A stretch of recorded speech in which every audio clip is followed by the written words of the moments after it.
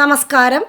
വനിതാ സംവിധായകരെ പ്രോത്സാഹിപ്പിക്കാനായി സംസ്ഥാന സർക്കാർ അവതരിപ്പിച്ച പദ്ധതി ചലച്ചിത്ര വികസന കോർപ്പറേഷൻ ചെയർമാൻ ഷാജി എൻ കരുൺ അട്ടിമറിക്കുന്നെന്ന് ആരോപണം. നിരന്തരമായ മാനസിക പീഡനമാണ് ഉണ്ടായതെന്ന് സംവിധായക മിനി IG മാധ്യമങ്ങളോട് പറഞ്ഞു. മുഖ്യമന്ത്രിക്കും CPM സെക്രട്ടറിക്കും വരെ പരാതി നൽകിയതിനു ശേഷമാണ് KSFDC സഹായത്തോടെ നിർമ്മിച്ച തൻ്റെ സിനിമ പുറത്തിറക്കാൻ പോലുമായത്. വനിതാ ചലച്ചിത്ര പ്രവർത്തകരെ ബുദ്ധിമുട്ടിക്കുന്നവർക്കെതിരെ പരാതി നൽകിയിട്ടും ഇവരൊക്കെ ഉത്തരവാദപ്പെട്ട സ്ഥാനങ്ങളിൽ തുടരുന്നത് നിരാശാജനകമാണെന്നും മിനി പറയുന്നു. ഡിവോഴ്സ് എന്ന സിനിമ കോവിഡ് കാലത്ത് വളരെ കഷ്ടപ്പെട്ടാണ് പൂർത്തിയാക്കിയത്. 2021 സെൻസർ ചെയ്യുകയും ചെയ്തു.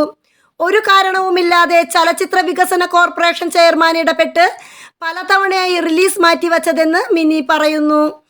ആദ്യമായി സിനിമ ചെയ്യുന്ന ആൾക്ക് പിന്തുണ നൽകുന്നതിന് പകരം ബുദ്ധിമുട്ടിക്കുകയാണ് ചെയ്തത്. മേലിൽ ഇനി സിനിമ ചെയ്യേണ്ട എന്ന് പോലും തോന്നിപ്പോകും.